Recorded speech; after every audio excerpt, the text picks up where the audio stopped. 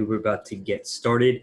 Once again, we're bringing you today Ron Jacobson and Mark McKeller of HomeVestors, America's #1 home buyer, and they're going to be discussing how to find off-market properties and how to negotiate directly with sellers. This webinar will have a Q&A section at the end where you can ask your questions, and a replay can be found on the Real Estate CPA's YouTube channel. Without further ado, I'm going to go ahead and turn it over to Mark and Ron. Good afternoon, everybody. My name is Ron Jacobson, and I'm from Raleigh-Durham, North Carolina. I am a HomeVestors owner for 4 years now, and I'm also a development agent for HomeVestors. We've got on the line a long-term HomeVestors owner and marketing guru, Mark McKeller, who we've asked to come join us today. So we're going to have a format where I'm asking Mark some questions, and we're just going to talk about how to buy off-market deals. And so, Mark, perhaps you can introduce us to yourself. Tell us a little bit about yourself and what else we should expect from today. Hey, Ron, thanks. Yeah, you and I, as you said, we're going to have a sort of an informal conversation about this. Buying deals directed from sellers, or what we call off-market, is to some people a new concept, and I imagine there are going to be a lot of questions that come up out of our conversation. So anybody that's got questions, you can, I think, email them in or text them in on this format. We'll get them, and we'll try to get to them at the end. Typically, there's so many questions, we can't get to all of them, but that'll, no big deal. You can certainly get your answers in the future. There'll be a way that you can get more information about buying deals off market or about HomeVestors in particular if you're interested. We'll talk about that at the end. Just a little bit about, well, me and HomeVestors in particular. You know, why should you listen to us? What do we know about this direct marketing and buying directly from sellers? We've been doing it a long time. We started in 1996. Now we're in well over 100 markets around the country. We've got 1,000 people like Ron and me that are taking calls directly from sellers and buying houses. This year we'll probably buy 12 to 13,000 houses, somewhere in that range, in the next 12 months. So, you know, we've been doing this a long time. We spend a lot of money on it. We generate tens of thousands of calls every month directly from sellers. People that want to sell houses because they have a situation in life that's causing them to need to get out of a house quickly. They call us, and we go visit them and see if we can get a transaction done with them, help them in their situation. So we know a lot about it, and we don't mind sharing what we know. There are some things about it that are really different than the traditional ways of buying houses. So we find that it's good to talk about those and you know, help people understand the differences so they can decide whether it's right for them or not. Hey, Mark, before you jump into all that, briefly, just tell us your story. Just give us the brief thumbnail of Mark McKeller. You know, I was in a corporate executive for years, and decided I want to get my own business back in the late 90s. And actually, in the year 2000, I decided to get into buying houses. Like most people, I was having a tough time finding enough deals. You know, the traditional ways of doing things were really competitive, and I happened to, by accident, meet somebody who was buying houses with HomeVestors, and looked at what he was doing and decided that made sense for me. So back in 2001, I started buying houses directly from sellers, and now I have 3 offices: one in Los Angeles, one in Fort Lauderdale, and another one outside of Dallas. And I take calls in those 3 offices, or people that work for me do. I don't take them all myself, obviously. And we buy houses in all those markets. We'll probably buy 90 houses this year between those 3. Some of them will fix and sell to people that want to live in them. Some of them will sell wholesale to other investors. By the way, that brings up a point. If you decide you don't want to get into direct marketing yourself and you just want to let other people do all the hard work and then buy houses from them, we certainly will sell you houses wholesale. Ron, I'm sure you would do that in Raleigh, and I certainly will in the towns I'm in. So I've been doing this a long time, and that's why I'm, you know, willing to share and talk about my experiences. Sure. That's great. So tell us about the different ways that you can market to try and find off-market deals. Okay, yeah, that's and I'm going to go through these slides because it'll help us stay on track as you ask me questions. There's two ways that you can find houses. There are the traditional ways, which is what most people do, MLS, auctions, tax sales, buying from other wholesalers. And then there is going directly to sellers or off market. So Ron, just as an opinion, what do you think the better way is? Like if you were to, where do you think you're going to get a better deal? Where you go find the seller traditionally, or where the seller finds you? That's a softball question, isn't it, Mark? Well, so it's kind of like, well, if you found a guy with a 1965 fastback Mustang, is it better for him to put it on Craigslist or better for him to call you about it? Obviously, it's better for him to call me about it and let me know he's got a choice vehicle, right? Because then the whole market knows about it if he puts it on Craigslist. So yeah, totally, it's all about direct marketing. Yeah, I mean, if a seller calls me directly, it is much less likely that there's going to be competition on that, and that's the fundamental difference between what we call on-market advertising. I mean, on-market finding deals the traditional way, on-market or off-market. That's the fundamental difference. Is off-market are going to be less competitive, so you're more likely to get a better transaction. And there's also more predictability around that. You have more control over your lead flow. We'll talk about that in a few minutes too. Mark, one of the things that I love about this business is that I don't have to direct sell anybody. Like I don't have to cold call anybody who doesn't want to be called. So I love the fact that people call me and I can describe what it is that I do. And if that works for them, then we go to the next step. And if it doesn't, then, they're disqualified as a prospect. I really like that about this business. Yeah, you're exactly right. When people are calling you, they have their hat in their hand as opposed to you having yours in yours, right? And so that psychologically is a big difference. And when you're reaching out to people and trying to buy a house, they're in the catbird seat. You're not. When they're calling you, it's a much better situation. And that kind of. So it's clear. Go ahead. So it's clear that direct marketing is better, right? It's more profitable. Well, it theoretically, as long as you know what you're doing. Okay. I mean, on the surface it is, right? I mean, because the traditional is going to be more competitive, right? So it's going to theoretically you're going to get a better deal if you do direct marketing than if you do the regular traditional thing. The challenge, however, is that direct marketing is not cheap, right? Traditional, if you're going to go on the MLS, it doesn't cost you anything to go make an offer on the MLS. But where you pay your premium is in your price, right? If you want to do direct marketing, it's going to be long-term a much better way, but short-term, it's going to be more expensive. You're going to have to spend some money on advertising. You're going to have to, have a good program for monitoring what you're doing. You're going to have to be consistent. You're going to have to be patient, and we'll get into those things in a few minutes. But it's absolutely the best approach long-term. Short-term, it takes some sacrifice. Right. Okay. So I know you're asking me some questions. I've got some things I want to talk about too that you may not ask about. And this is one of them here. When you market directly to sellers, you see deals other investors can't find. That's the first thing we've been talking about. There's less competition. The third thing on this slide is the thing that I think a lot of people don't realize they're going to get when they do direct marketing, and it's a steady stream of leads. In your business, you get calls every single month. In my business, I get calls every single month. I've been doing this since 2000, 2001. The phone has never stopped ringing. It doesn't matter what the economy's doing. It doesn't really matter. As long as people have houses that they let get in disrepair and they're, having situations in their lives that cause them problems, they're going to call me to sell me a house.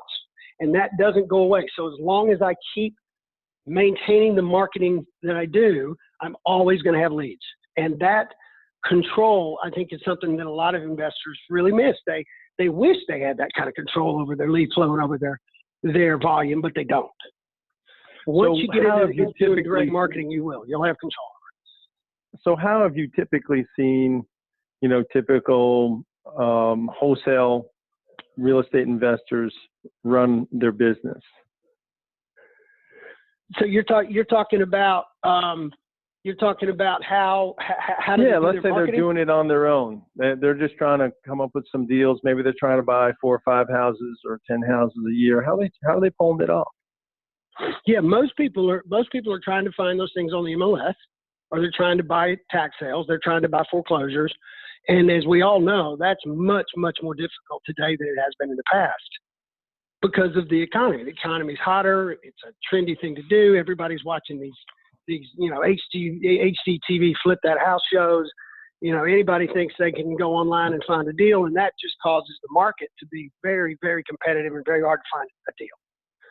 Now, a lot of people that decide they want to get into direct marketing like we do, to this slide that I've got here, they do the thing that's listed first. They do direct mail. We do direct mail, right, Ron? We do a lot of direct mail. Sure.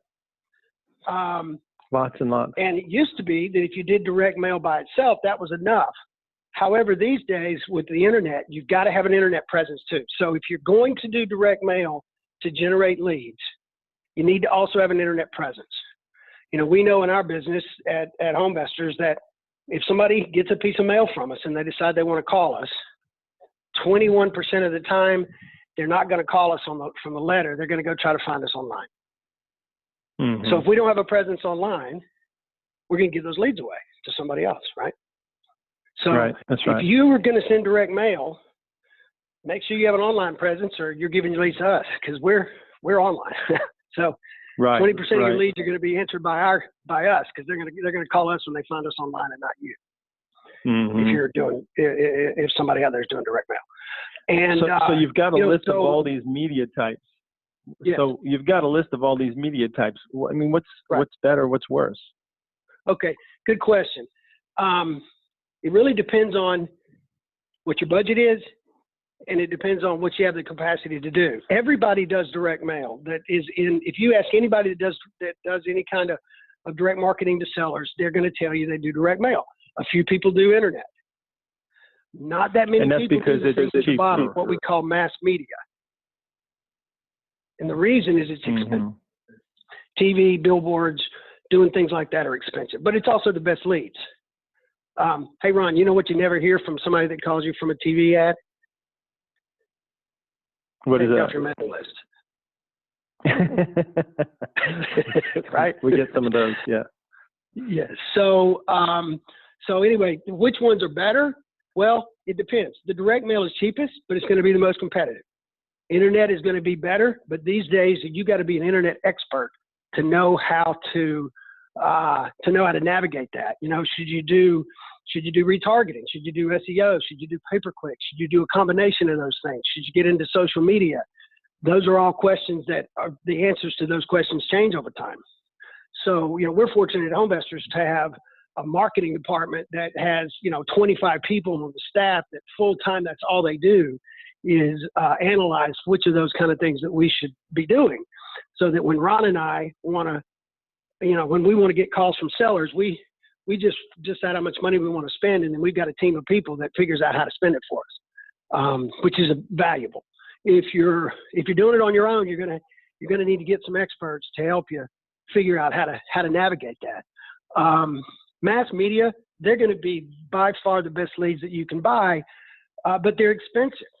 Doing billboards or doing television, really 1 or 2 people usually can't afford that by themselves. So what I recommend people do is they get a group of people together and buy that type of media as a group and then share the leads that come in from it. That's what we do at HomeVestors. I think that's the only way you can really afford to do this type of media, but it's by far the best leads because not that many people are doing them. When we get a call from a television lead, they think we're celebrities, right? Because we're on TV. Right. Right. So it's a better lead, and it lends to a lot of credibility, which kind of leads to the branding conversation too. We'll get into that in a minute. But if you're gonna do mass media, you probably need to create a brand for yourself.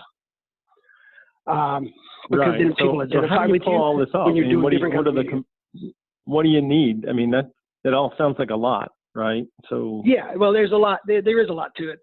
But you can break it down to really 4 things. Anybody can get into doing direct marketing if you got these 4 things. You got to have some money. And the reason I say that is because direct marketing has a lag time.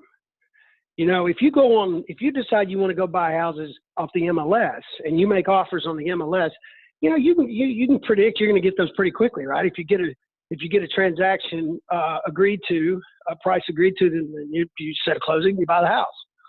When you're getting calls directly from sellers, it doesn't quite work that way.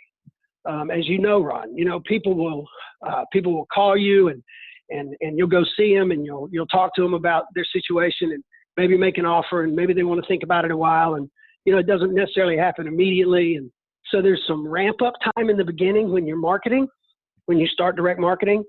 We find you need 4 to 6 months really to get enough momentum to start doing, you know, consistent transactions. So you've got to be able to spend money that whole time. You know, I find one of the mistakes people make when they get into doing marketing directly to sellers is they lose their patience. They think it's not really working because they're not getting a lot of deals right away, but it is working. They're just building their pipeline, and they don't understand that. So you got to have some money to build your pipeline. Then you got to have a plan. You need to know what you're going to spend your money on.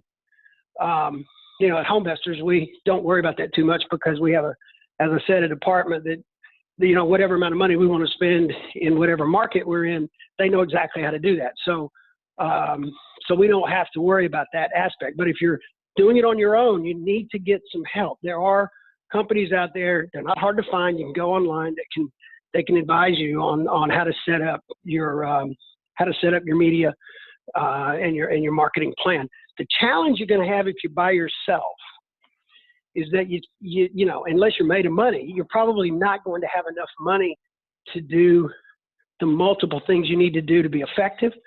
And so you're going to have to try to figure out how to, you know, maybe team up with some other people and put some money together and share the efforts. That's really the best way. Because if you only do one type of marketing in today's market, if you only do direct mail, half your leads are going to go to other people because the lead that gets a piece of mail from you is going to go online. They're going to find people other ways. You know, it's not effective these days just to do one thing.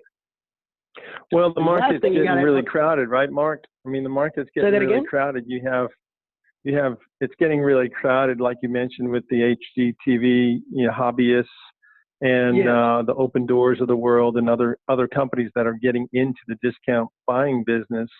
It's getting very crowded, so it's hard perhaps to be a solopreneur and trying to put all these pieces together and then compete against some of these larger operations. Yeah, I mean, you're exactly right. And I mean, that if you look at the 1,000 offices that we at HomeVestors have, you know, that are part of our group, that's huge buying power. And half of those people were already existing investors trying to figure out how to do this on their own, right? And then they were like, half of them were like me, who were not in real estate and got into real estate, you know, through HomeVestors, and half of the people that are part of our company were already experienced, but they just realized how tough it was to try to do it by themselves. And so you're right. That's if I get a call from somebody from a letter, and I go out and I visit them, there are going to be 10 other letters on the table from people that have, you know, yellow letters they call them. I bet everybody on the phone knows what a yellow letter is. So, but if I get a call from a billboard or from a television commercial, it's much less likely. In fact, they may not have any letters because it's somebody nobody's mailed to yet. That actually happens, right?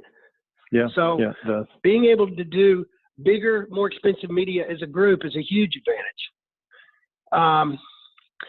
The last 2 things, you got to have a tracking system. The reason for that, you know, here's the thing: if you're making offers online on the MLS, for example, if you make an offer, you get it. If you don't, If you don't get it, somebody else has got it and it's gone, right? There's really no tracking involved there. You get it or you don't get it. In our business, a lot of calls are coming in.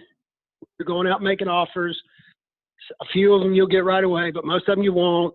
And you got to have a system for tracking and keeping up with all those leads. You got to have a really good CRM that tracks them when they come in and what happens afterwards. You also need to have a way to track your performance of your leads. How much are you spending on your media, and how many calls are you getting, and how many of those are you converting to an appointment, and how many of those are you actually doing a transaction with.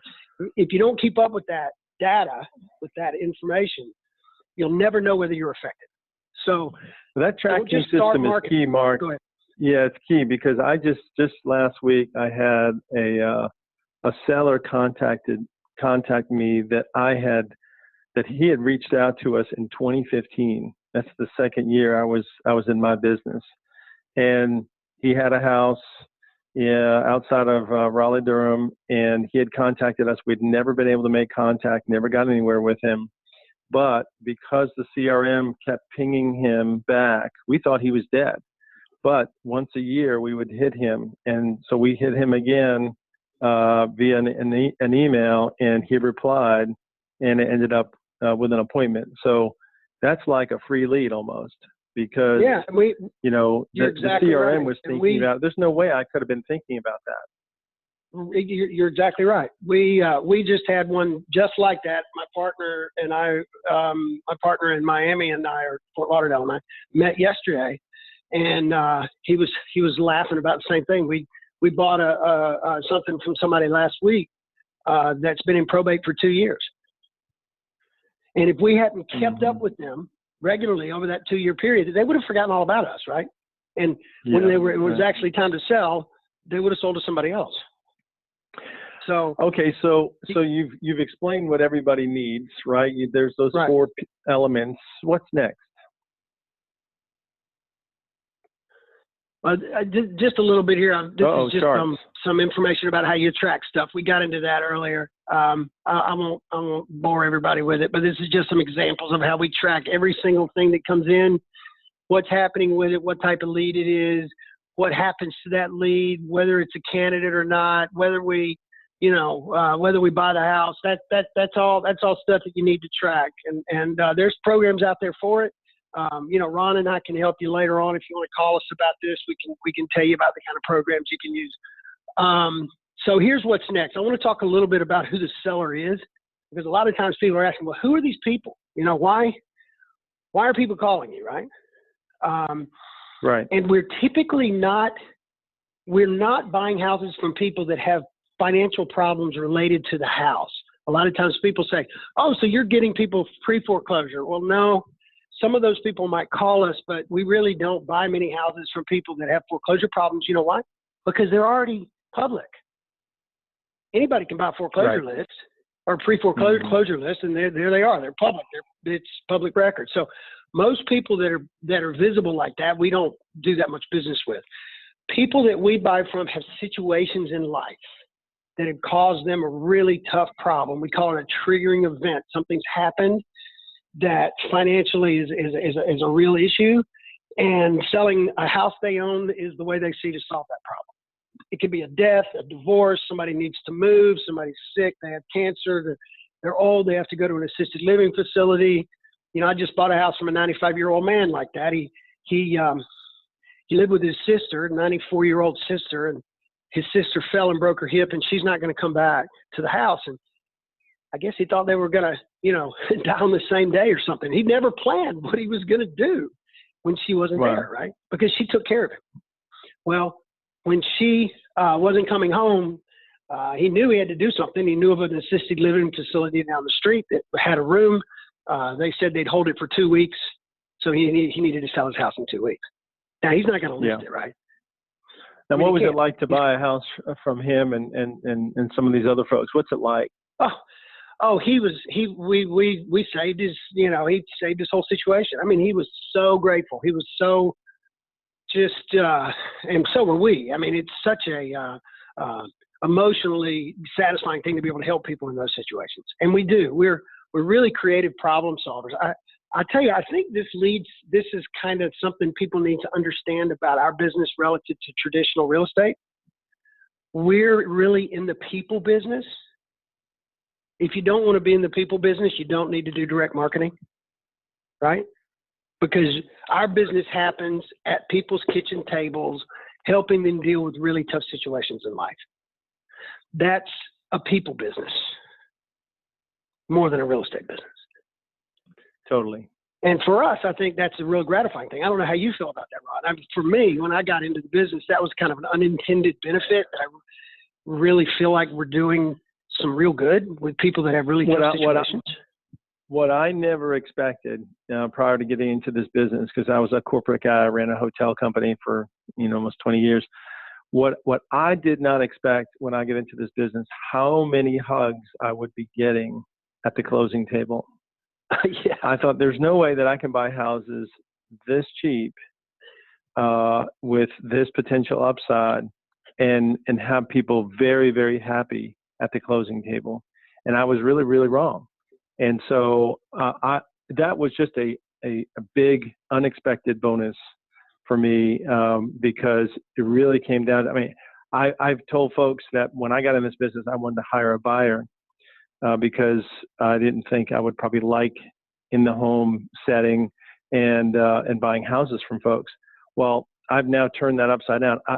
I always want to buy houses because it's the favorite part of my job because I absolutely love dealing with the folks that I come in contact with. It's so gratifying. And that's why you're good at it because you love doing it. If you don't love that, you probably don't need to do this. Mm-hmm. You don't need to do direct marketing. I mean, you just need to buy from somebody like Ron, buy houses from him wholesale because you got to love people and love helping them. And you're right. We don't take advantage of people.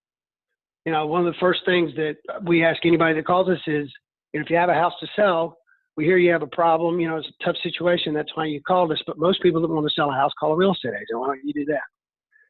Right. And the people that we buy from, that's not an option. Mm-hmm. No. For whatever reason, timing is more important to them than money.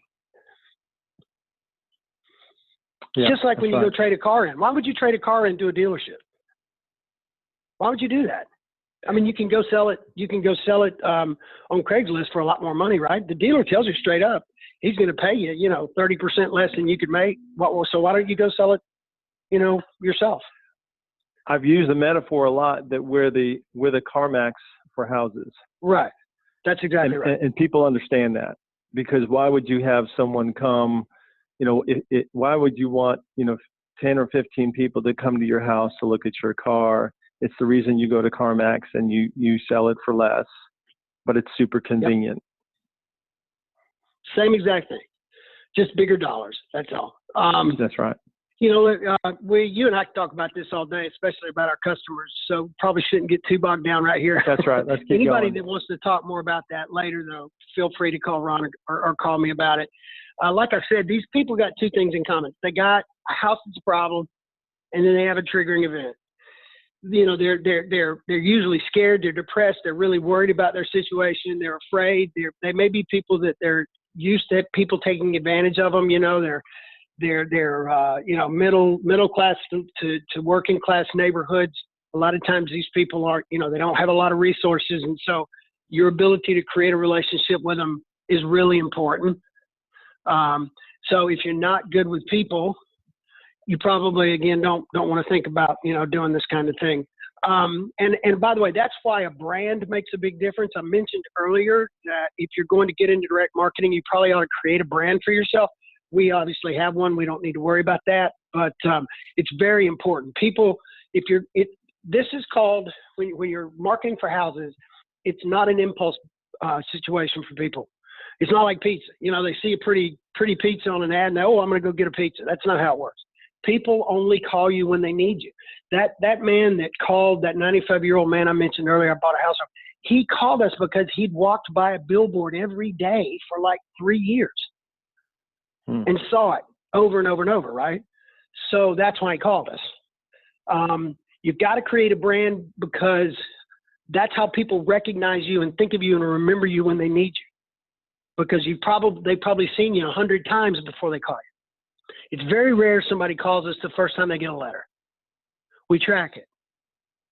It's letter number 3 or letter number 4, which means it's a year later on average. When it goes back to your patience comment, right? That's right. Got to be patient. So create a brand. We've got one. If anybody's interested in learning more about HomeVestors and our brand and, how you could take advantage of that, just, let one of us know later. So I'm going to move into something else because I think this is the piece that a lot of people aren't prepared for when they get into direct marketing. And it has to do with dealing with the sellers themselves. It's one thing to get a phone call. It's another thing to actually get a transaction out of it, right?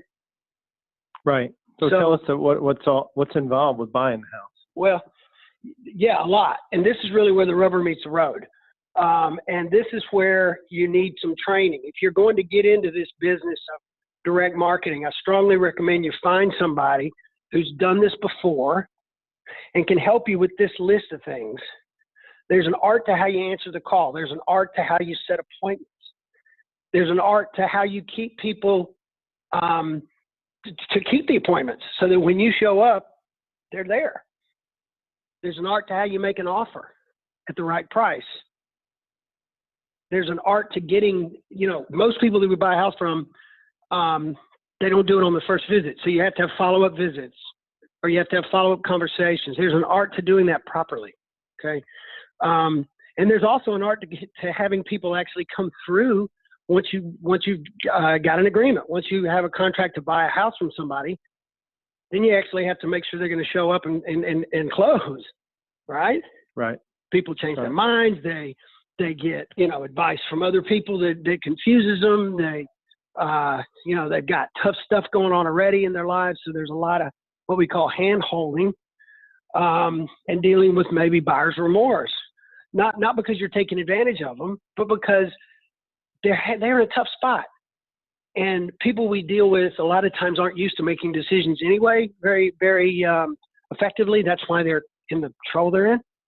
So helping coach people through the process and making sure they follow through with it is an art. So these are things that you've got to be ready to learn, and you've got to give yourself some patience and some room to screw up a lot in the beginning while you're learning it. And if you've got people that know what they're doing to help you, it's going to be a benefit. I'm sorry. What, Ron? No, but seeing this list, which I recognize everything on here, and there's 10 subpoints for each one of these items, but it makes me think of the adage, you don't really know what you don't know. Right. I mean, to actually that's exactly right. Instead of buying wholesale, right? Yes.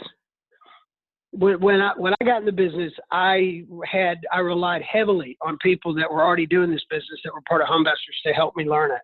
I would go out with other folks that were in the business and go out with them on their calls, and I was just amazed at how they would conduct an interview with a seller, and the things they would say and think of. I realized there's no way I would have thought of that, right? And it's only because I don't have experience. So, if you're part of HomeVestors, of course, you get the benefit of all that. I mean, Ron said earlier he's a development agent. That means he takes new folks out on calls and makes sure they know what they're doing and takes them out on his calls, etc. If you don't have the benefit of being part of a group like us, then try to find some people that know what they're doing and learn from them. And most people that do what we do are they're willing to share some because they were in the same spot at one time, needing the same kind of help. That's right. In a nutshell, the reason this thing works for us is because we know how to track everything. We know how to deal with sellers. We know how to pay what we need to pay for advertising. And these are things you're going to need to learn how to do if you're going to get into direct marketing. Well, is that pretty much your summation, Mark, or? Yeah, pretty much. I mean, I can wrap it up sort of by going kind of back over what the keys to it is and what you get out of it. You gotta buy the media right. You have to be consistent. You got to track everything you're doing. You got to be patient. You got to have good follow up, and you got to have really good, relationship skills. By the way, we have a way of helping people determine whether they have that skill set. So if you're interested in knowing more about that, if you wonder, if you're a natural salesperson, you probably know you got that skill set. But if you're not, or you've never been, naturally in a sales role, because it's a sales role, buying houses is a sales role. You might be buying something, but it's really the same relationship building that a sales role has. But if you're not sure about that, let Ron know or let me know, and we'll help you try to figure that out, whether it's the right thing for you to do. We got a way of doing that. And you got to be patient. Get a mentor if you can.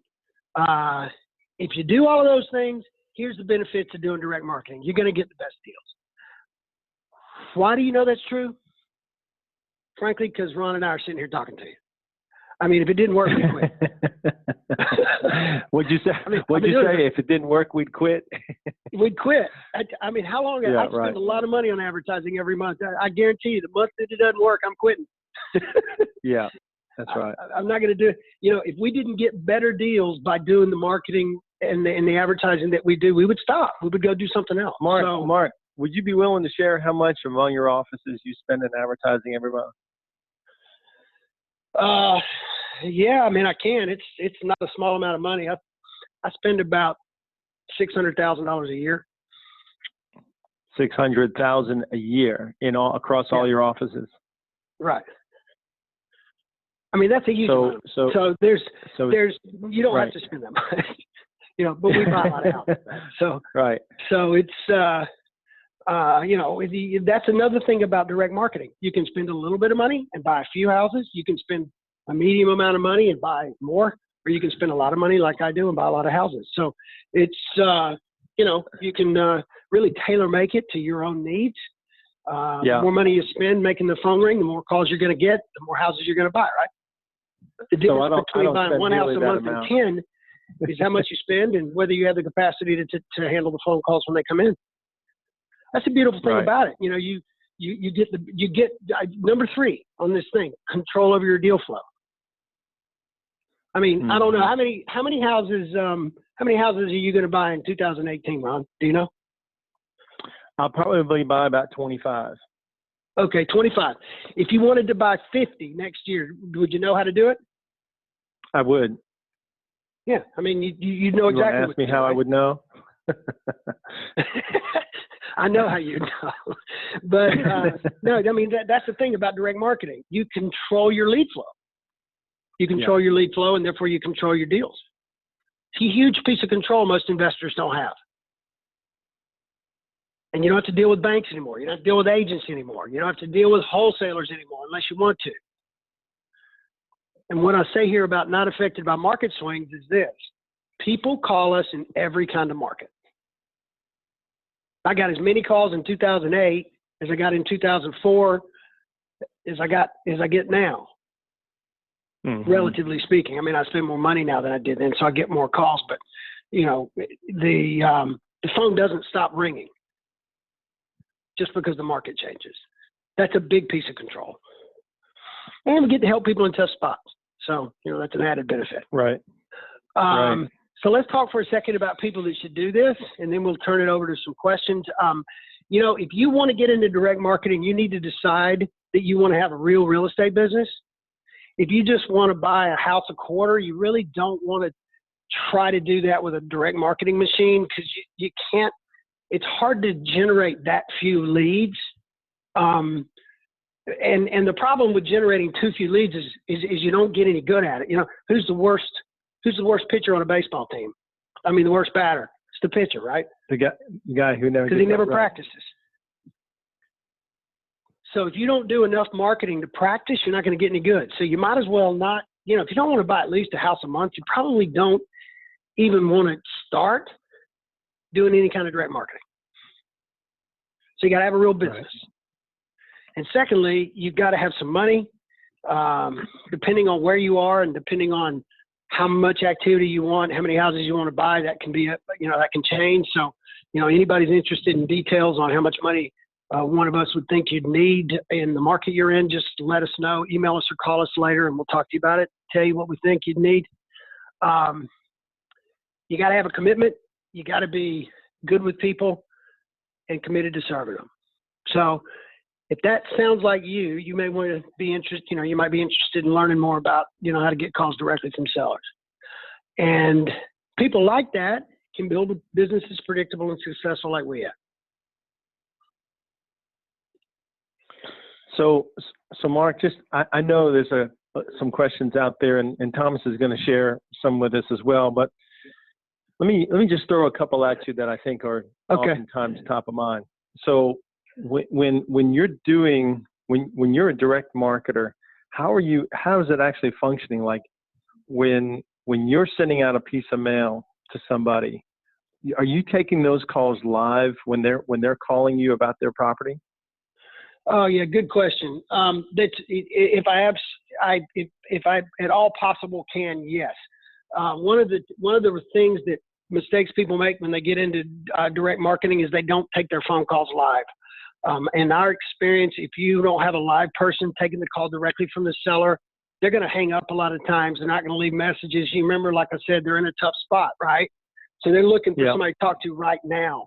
So you need to take the calls live. If you can't do that yourself, then I strongly recommend you get an answering service that can take the call live. So at least you can have a live person get the information from somebody so you can call them back. Otherwise, you're going to have a whole lot of hangups. Right. So how do you decide whether or not you're going to make an offer on a house once you get out there? We make an offer on everything. It may not be accepted, but you just never know what people are going to do. I've learned a long time ago not to jump to conclusions. I bought houses from people for a lot less money than they told me they wanted to sell it for when they came to realize what, their real situation was. So our advice is don't judge anybody. Don't second guess anybody. Go out on any appointment you can. We don't pre-qualify people over the phone because that's a mistake. People will tell you things that aren't necessarily true over the phone. And when you get them in person and you create a relationship, they're a lot more honest with you about what they're willing to do. So we found it's a mistake to qualify people over the phone either. Just go get out there. Get out there and see what their situation is. Figure out what kind of offer you can make and make it every time. It's an undertaking. How do you end up? Yeah, sure. How do you end up financing these purchases? I mean, that's with that, capital HomeVestors intensive. is a lender, so they'll lend us 100% of the purchase and rehab. If you're not part of HomeVestors, and even if you are, we have outside lenders too that we use. There's a whole industry called hard money that will loan you money on houses to fix them and buy them and fix them, assuming you buy them at the right price. But here's what I know. If you have a good deal, you're going to get financed. Money shouldn't be a problem if you know how to buy houses, if you're buying them at the right price. We got plenty of money sources. Just call us later and ask us. We'll tell you they are. Right. Well, Thomas, do you have any questions, other questions out there? All right, everybody. If anybody has any questions, you can feel free to drop them in the Q&A box. The Q&A box will be located either at the top or the bottom of this webinar. You can just drop them in there. We'll go ahead and get to them. But while we are doing that, Mark and Ron, is this the best way to contact you? We'll be up on the screen right now. Yeah, that's a great way to follow up. Folks can also connect with me on LinkedIn.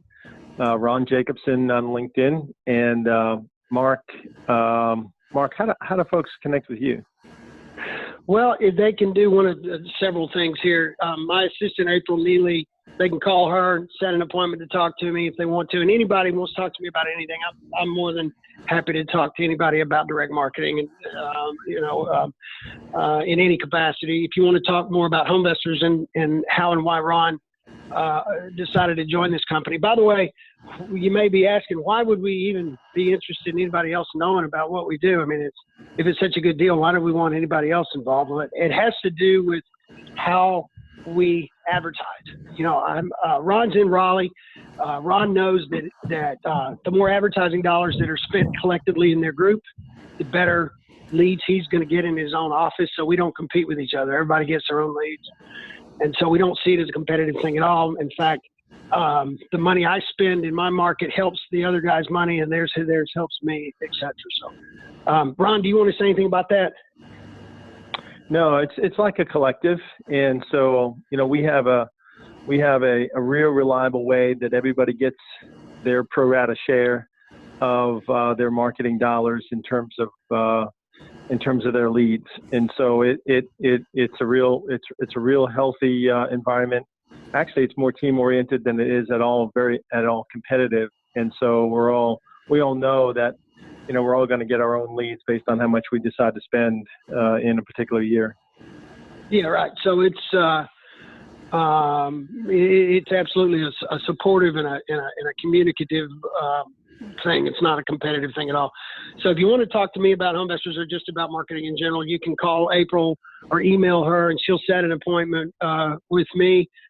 This uglycoaching.net online form, if you click on that, that'll take you directly to a form you can fill out. It'll go to Ron. So either one of those you can do. I think, Thomas, you guys are also going to shoot out an email to everybody and ask them if they're interested in talking further, aren't you? Yep, absolutely. We're going to shoot out an email after this with a webinar replay within the next few days and the contact information, how you guys can get involved with Ron and Mark. We do have a question that just came in from one of our guests. And the question is, for someone just starting out, would you be able to recommend a CRM software or any related tools? Yeah, absolutely can. And depending on what you need, several different tools. You need a tool for managing your leads. You need a tool for managing the houses and the actually how you analyze them. You also need a tool for managing follow-up. They're different tools. I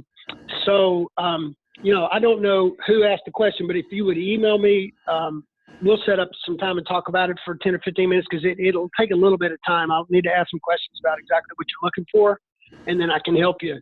With it. I mean, we use various things. Some people use ACT. Some people use a program called Podio. Other people use a program called HighRise. Those are 3 examples of CRMs. But there's other tools too. So if you want to just email me and we can talk about it later. I'll be happy to do it, whoever asked that. All right. So right now that's about all the questions we have gotten. Is there anything else you guys want to mention before we conclude? Just one final thing. Doing direct marketing, going directly to sellers is the best thing that you could possibly do for getting the best deals in the business. If anybody that's doing that, once people start marketing directly to sellers, they typically don't stop once they've gotten success out of it because it's such a better way to buy deals than the traditional way. So, anybody that wants to build a business of any consequence and get the best deals, you should spend some time looking into it more. Because I know that we probably prompted more. We didn't answer nearly as many questions as people might have. So keep looking at it. That would be my recommendation if you're serious about building a real estate business. I'd certainly not dismiss it. So I just want to hop in there and say, I have to agree with exactly what Mark and Ron are saying about the whole entire direct to the seller approach. I know some of the people who I invest in on the operating side, they have, sometimes in-house brokerages and stuff like that to go directly to the seller because that's where you're going to find the best deals. So I'm sure, you guys if you're interested in going directly to the seller, you could always contact HomeVestors and they'll be able to help you out. But this about concludes our webinar for today. There will be a replay on YouTube in the next coming days. Go ahead and check that out. And if you have any questions, you guys know how to contact Mark and Ron. And if you have any questions about the Real Estate CPA and how we can help you out, whether you have a business or going to start a business, you need to know what things you need to do from a tax and accounting standpoint. You can find all that out at realestateCPA.com. I want to thank everybody for attending today. And as always, happy investing. Thanks again for Mark. And thanks, everybody. Thank you. Bye, guys. Thank you.